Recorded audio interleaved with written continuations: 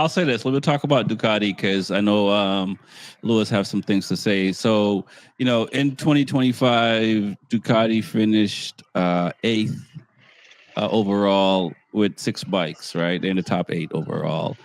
In 24, I think they were like 11th overall with eight riders. And 23, I think they were like 12th overall with eight riders or something like that.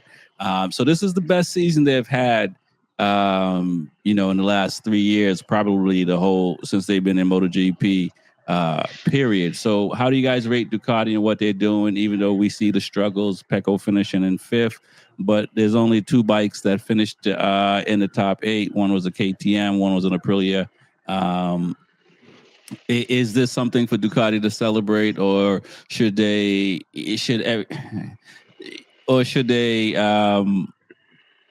look to improve even more? Obviously, they're going to look to improve, but there's six bikes and only one can be won, right? And so they're taking the first eight spots. What are your thoughts, TJ? Oh, I got something for that bullshit. Well, let's give it to Reese, and let's let Reese sounds like he's ready to go. So sorry to cut you off, TJ. No, you're good. But he's also just came on the show. Nah, y'all good. I mean, listen, on that note, it's a damn Ducati show. It's like to look to improve. What are you going to improve on? Like, you six bikes? That's just insane. In the top 10, come on. So there's nothing. Top eight, sorry. Oh, sorry. Top eight. That's even worse. So there's nothing really to improve. You're at the top of the game. Watch them go down the front straight away. They're blitzing everybody. They're just destroying bikes. So it's at the point on what can you really improve? Maybe you can improve a little bit more on tire wear, but as far as performance, I mean, you're already there. It's like Top Rack said, it's a damn Ducati Cup. If it wasn't for KTM or even Aprilia, like I can't even count the Yamaha boys on that side, but it's just it'd have been a Ducati Cup all the way. Literally, that's all it is. Like, yeah. TJ, what are your thoughts? I'm not complaining. I like Ducatis. Yeah, we know. Yamahas, I like two and KTMs. I have two of each. I agree with Reese. Like, what can they improve on? I felt like last year when they had eight bikes, I thought it was a little ridiculous, and it was a little interesting to see. Like, you expected all Ducatis to win. There was a lot of races where it was just 1 through 5 Ducati, and then the Ducati lovers won't see it as being boring. But I'm just like, I want to see another manufacturer, be more competitive. And for them having this year being their best year, I can't really. You can give it to them, but like at the end of the day, they have a superstar rider that you see blew everyone away with points. So if Mark wasn't there, it would have been a different story. I think they need to worry about how to get their riders to improve better, like Pecco, going through tough times. To stay on top, like Reese said, they have the best machine where they can go down the straightaway and just beat everybody, and they've been improving every year, coming up with new aerodynamics before anyone else has it, and stuff like that. So they've always been at the top of their game. So I don't see the bike needs to improve much, but right, they can keep their riders on the same level. That's all. The only thing I disagree with you is only Ducati guys like the dominance that's happening. The Patriots and the Celtics, man. Come on, man. I mean, like how you weren't sick after the first three. I feel you on that. You want to see your brand win and continue. Like everyone likes dominance, but I was more saying with having 8 bikes, so or 6 bikes, and saying you're dominant is it's like, yeah, you have all the bikes where you have the better advantage, but you still got to go out there and do it. It's racing at the end of the day, and as you see this year, a lot of BS happened with championship riders that didn't look like a champion rider. So. Yeah, no doubt. Lewis, what are your thoughts, man, on Ducati and what they're doing? And Ducati should be everywhere, right? I mean, I give them credit for this, and I've said this before. It's not the first time. They are the only manufacturer, or one of the few manufacturers, that's still actively investing in the sport bike market in a big way. You know, we've spoken about it before, where the Japanese manufacturers don't have their foot, if on the gas at all, barely on the gas. Whereas Ducati and BMW, you know, they have their foot 100% on the gas. I mean, they're investing heavily. They want to do big things. They want to take that mentality of win on Sunday and buy on Monday. And that's kind of been their bread and butter for years in this industry. They had a little bit of a rough patch there when they first introduced the Panigale. They didn't win championships for a long time anywhere. They evolved the GP bike. They evolved the Panigale. They went to the V4.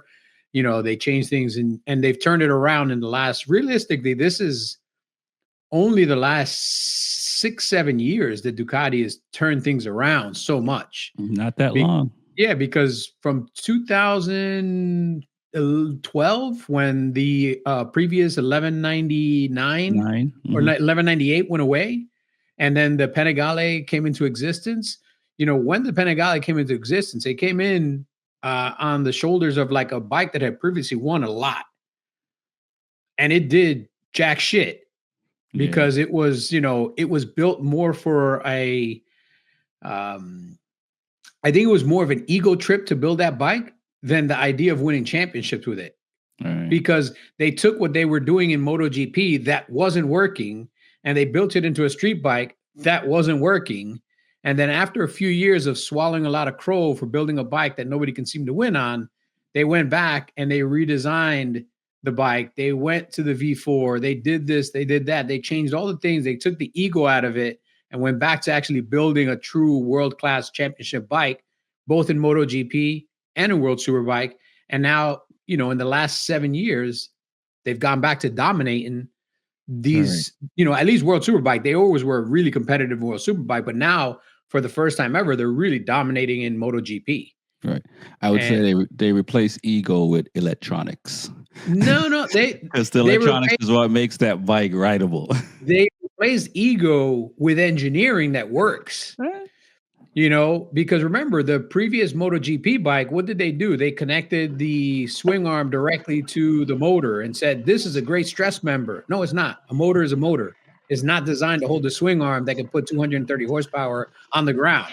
Right. The bike does all kinds of weird things. You know, one of the first things, I think one of the best things that they did is they stole Gigi D'Eligia from Aprilia. Right. He probably single-handedly turned that, not just their racing department around, but that entire company around. Yeah. Because whoever was designing or leading them in the design of their bikes before him should get fired. Right. Well, they did. I remember the person that was before Gigi came in, and then they were having trouble, and they said when Gigi came in, he scrapped the whole project and redid it from the ground up. And when he redid it, he saved Ducati. Yeah. If like honestly, that hire, nobody thinks that hiring some guy to manage a race team is going to change your entire company's fortunes. And whatever they're paying him, it ain't enough. Ain't enough. No, it ain't enough. Ain't enough. Because every single win that comes across any checkered line anywhere in the world on a Ducati, they can thank that guy for it. And his vision and everything else. All right, pretty impressive. Before we let's move. We're gonna move off of Ducati, but we have to talk about Frankie. Is this the icing on the cake for this guy to not be MotoGP 2027? I love the guy, but is this the icing on the cake? Look, he cannot have that much. Right, he can't have that much more pressure than Pekka. Like both of them are frustrated, but. Jesus fucking Christ! Both of them need the icing on the cake and just be like, all right, time to move on. I've never seen a rider that has problems in other places like than racing. I mean, I know this was racing, but like how you enter the grid and stuff like that. Like you don't even give himself a chance sometimes. You know, like he does certain things where he just causes himself to get a penalty or he gets himself in trouble and. Yeah, it's just I didn't understand what happened. Like you think that happened in a lower class, like Like he fell asleep. I mean, I don't know. I'll say this: he did not expect whatchamacallit to do what he did, how he engaged the ride height device for the But start. but Because you could but see like once he did the endo, you can see Frankie try to avoid him like instantly, but it was already too late. but And if the bike didn't come off the ground, he would have cleared him if the bike was on the ground. but I know that when all the bikes get on the grid, they have to do an endo Yeah, to engage their ride height but they device. usually do it before. They usually do it before. I think Jorge Martin is one of the only guy that kind of does what Aleix did. Yeah, I mean, yeah, they were like literally legit in their positions. So like, I don't know. It was kind of unfortunate for him. It sucks. I mean, yeah, it's a freak accident, But but it only matches up to Frankie. Like it happens to him. yeah. Type So of do thing. you think he lost his seat in 20? Well, there's no seat because there's no contract. But is this the thing that kind of say, all right, man, let's find someone else? Yeah, man. When he's on the trading block, that's what you call it. Like he's like, if there's a rider that can show some talent and show some light, like, all right, we got a spot that can fill Morbidelli already. Right. So. Now, yep, I feel you. Reese, what are your thoughts, man? I feel like this is a thing that, like, for me, like, I mean, I love the guy and I've been rooting for him for forever, but it's just like, you know, like, stop shooting yourself in the foot. I mean, you're on the chopping blocks, man. That's where you're at a professional level, at a high end level, and you come into the grid and you do some dumb shit like that. You know what I mean? It's like, what were you thinking? Like, it's like that was like the most rookiest mistake I've ever seen. It's like you almost fell asleep behind the bars. You know, I'm just like, what were you thinking? So I mean, unless he can actually turn, you know, next year around, because he's already signed his contract for next year, so he's already on the seat. You know, unless he turns it completely around and just, I mean, I want to say top three, dominate and just be in the top three all the time. I mean, he's going to get chopped. There's just too many penalties, man. There's too many simple mistakes that you make, like the penalties, the points, and the ride throughs, or the double long lap penalty, the long lap penalty, however you want to, whatever it is. Right. You know, it's just too much of it for, you know, it's like at the end of the day, yeah, you're a great ride. You know, you're one of Rossi's boys, and, you know, you come from the BR46 camp. But at the end of the day, Rossi's running a business. He's running a business, and he's not here for, you know, as some people would say, they're not here for charity. They're, you know, we're here to win or try to do something, and, you know, not doing anything, and that's just hurting the team. Right. And he finished, you know, seventh in the championship with all the antics and stuff that happened with him. I mean, imagine if this guy just had a clean season. He could have possibly been maybe third or fourth in the championship, because he had some races or some opportunities to finish strong in races where he just did bonehead stuff or had a lot of long lap penalties and stuff like that. What are your thoughts, Lewis? I mean, we're tearing up the contract early? No, man. I mean, if anything, you know, so he's got next year to clear his head, get his head out of his ass, and prove himself. Because from my understanding, him and the Gian Antonio are both only on a 1-year contract. Yeah, next year, yeah. So it's really going to be a fight between those two who stays in the seat. And he needs to just, you know, put his head down, focus, and just outride his teammate first, and then try to do the best he can after that. You know, I know that, you know, within the team, people really like him. You know, he's a nice guy to be around and everything else. He's not as much of a issue inside the garage. He's not somebody that, you know, rants and raves and throws stuff and yells and screams. So, you know, teams tend to take that into consideration too, because I mean, there's a lot of riders that don't have rides, and a lot of that has to do with their attitude. Right. So if he has the right attitude, he comes in, he comes in the best shape of his life, super focused, and does what he can do, he'll probably salvage that. But if he is not riding at a potential that they think that him and the bike should be at, if his teammate outrides him, then he's going to be out of a ride, man. He's going to be looking for someplace else to, you know, to hang his hat, unfortunately. I like him a lot too, man. I think he's a good character to have. He's that, you know, that one character. I mean, he's the only one in the entire grid, other than the Asians, that doesn't come from Europe. You know, now we have another Brazilian, so he definitely got to beat that other Brazilian. Although these MotoGP guys were saying the first Brazilian to win, because Frankie won the Moto2 title. Yep.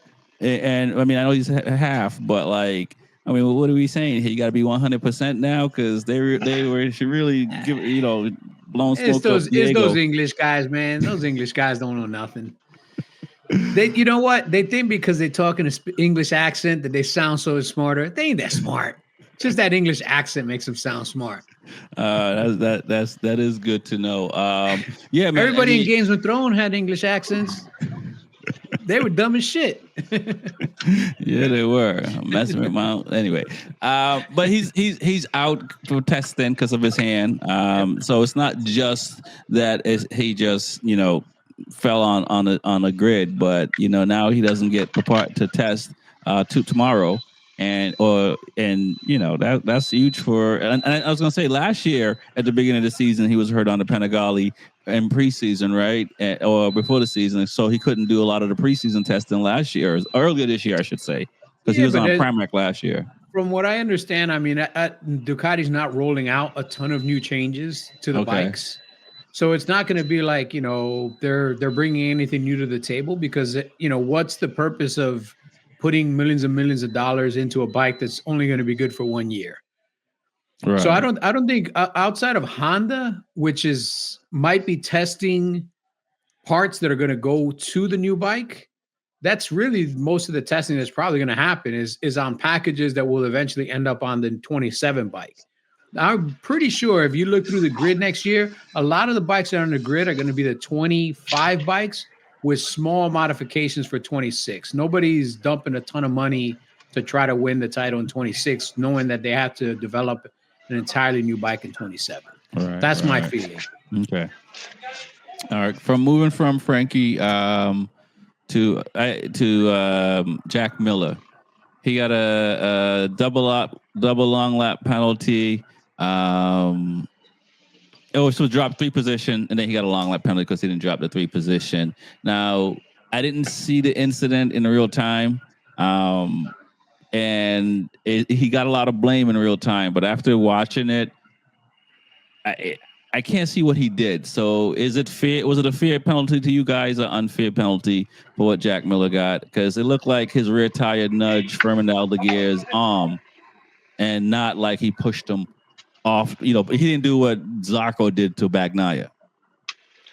I mean, I think it was any other type of racing incident where someone's trying to pass someone in the corner. For what I saw, Jack Miller just dive bombed, you know, to pass, you know, in a corner, and it happened to be 2 bikes.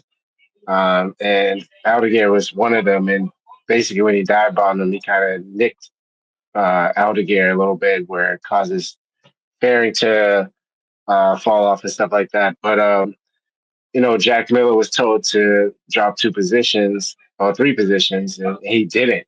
And I mean, I don't know if some riders just say F it, and I'm gonna just take the penalty at the end, because they probably know, you know, like the ins and outs, where like just a long lap penalty is better than just slowing down and dropping 3 positions where you really can't look back. So, well, I mean, he did. He it's the same position he would have lost when he took the. Cause I think he only lost 3 positions when he did the long lap. So yeah, I don't know the benefit, in all honesty. Yeah. I mean, he should have just let the riders go by. I mean, it was just been that easy. And he just didn't do it. So I think that was just the argument there, where, you know, he didn't do it in time, and then the laps that he's supposed to drop the position. So, you know, the stewards had to get involved, you know. Got you. So you think it was doing Jack Miller things? You think it was fair? Yeah, I mean, yeah, he should have. Like, it was kind of wild. The pass he made was kind of wild, but you know, it was fair. All right, man. You're starting to sound like a politician. I was wondering when you were going to say yes. No. You know, sometimes they be making decisions. You be like, what? Like, sometimes they choose to do it like the next race, or it's Right. just not the right type of penalty, or double long lap when it shouldn't have been. Like, I don't know. So Right. I guess Yeah, it, like it's fair. like Martine, for instance. But what are your thoughts, Reese, on Jack Miller's penalty? Is it something that you think was fair or unfair? I think it was kind of unfair personally, but just me. I mean, the pass was kind of hard. I mean, it almost looked like he kind of dove in there a little tight, and then they kind of bumped real hard. It's almost like a dive bomb, but Right. How many it's times kind does Aldeguer does that though? This whole season, how many That's insane. times has he done that to people? he has. I mean, he has done it. I mean, but it was just that was a little aggressive. I thought that was something coming when I saw it. I was like, there's something coming down the pipeline. So, I mean, it's like a 50-50. I mean, it's something you could say, yeah, it's kind of stupid. And then you can kind of say, yeah, it was kind of harsh. It shouldn't have been done. All right, 50-50. Lewis, I know you saw it clear as day. You know, Lou's going to have some harsh shit to say. No, I'm not. I mean, personally, told you. I think, to be honest with you, I personally think that it was right on the razor's edge of a racing incident and a little more than you should do. So that it's a decision that could have gone either way. It's Mhm. really just how the track marshal interpreted it at that moment. Because Okay. if you look at it, like, yeah, it was a pass and it was a hard pass, but it wasn't like he completely took Aldeguer out. Right. But on the flip side is if you've got that much pace to pass him and you got to do something that sketchy where you are almost sure to make contact with the rider, are you better off just setting him up at the next corner and passing him clean? Rubbing is racing, Lewis. What are we talking about? Rubbing is racing, but if you rub too much, somebody's gonna come and meet you in the garage and introduce you to the shadow realm, and make you look like Kamar Usman in that one UFC bout. Yeah. Well, that is true. That is true. It's a little tough, but Aldeguer does. Of all the riders out there, he's one of those riders that he goes for everything, even when there's nothing there. Sometimes. I mean, it is racing. You do have to go for. I mean, you do have to go for those gaps when you find them, and especially I blame this, and this is just I blame a lot of these hard passes that are happening in the last 2-3 years On the or Spanish these people. on Spanish people, on Europeans mainly, because they're 99% of the grid. The Aussie is the only one that's not on. One of the few people that's not from England. So I got to give him a little pass. It's on the aerodynamics, man. The aerodynamics have made it just so difficult to draft past people cleanly Mm-hmm. that you have to do these crazy, sketchy passes because you can't just out aerodynamic somebody. You can't just out brake somebody. You got to out drive them. Between the aerodynamics and the ride height devices and everything else, they've taken the ability for riders to pass in a controlled manner away for the most part. So now riders out of desperation are making more and more of these like lunges from way back and like, right at the apex, just meeting each other or, it's I can't wait for like these aero packages to go away, especially the aero packages that damage the air behind their bike. Right. And even, listening to Bulaga this past weekend, it's his second weekend in GP coming from World Superbike where they don't have all these aerodynamics and all these packages. Even he has mentioned in the Italian media that he didn't realize how bad it is to pass in MotoGP because It's so hard. his last experience in the World Championship on Moto 2, it wasn't like that. It's more or less a production bike. You don't have dirty air in front of you. You can get up behind somebody, draft them, catch a little bit of draft. He said when he would get stuck behind other bikes, he felt no breeze. Wow. He felt like there was no air in front of him. Like he didn't feel that he was actually gaining on the gas because it felt like all the air that was in front of him was like a void. And so you couldn't get really close because as soon as you get close, you start to feel a lot of turbulence coming from the bike in front of you. And if you stay far enough back where you don't have that turbulence, now you have to make up that distance again in the break to try to pass. So as soon as these aerodynamics go away and these stupid right heights devices go away and a little bit more of the control is back on the riders to make passes, we'll probably see less of these bonehead. I mean, we're still going to see bonehead passes. That's part of racing for as long as they've been racing. But you'll see less bonehead passes when that happens, and when a couple of guys are no longer in the grid that just like making these bonehead passes anyway. Right.